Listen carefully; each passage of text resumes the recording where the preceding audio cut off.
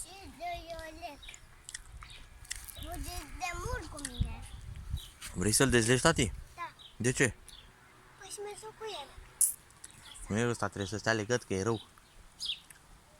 Păi, Pentru că e rău ăsta.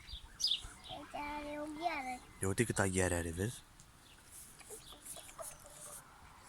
Dar asta e prietenul tău. De când erai tu mic. Păi, Nu-l lua de ureche. dar așa la nu de urechi. Nu-l mai lua de ureche. Păi, Păi de-aia. îl iau de urechi. Nu-l mai lua. Nu-l mai lua, tati, lasă. Îl luat de urechi.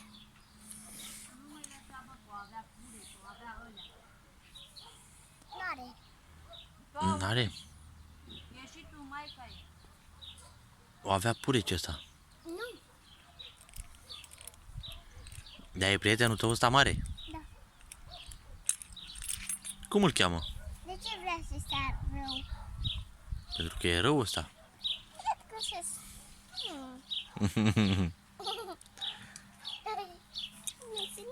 Cum îl cheamă? Cățel. Cățelul îl cheamă. Dar cățelul și Pofi care e? Care-i Pofi? Pufi nu mai e. Hai, da, gata. Unde am îngropat pe Pufi? În groapă. Unde? În groapă. Ia unde arată, ia unde. Aici. Hai, da, să mergem, hai. Hai, fă-i pa la cățel. Pa? Pa, cățelul. Pa, cățelul. Uite, vine și el să te salute.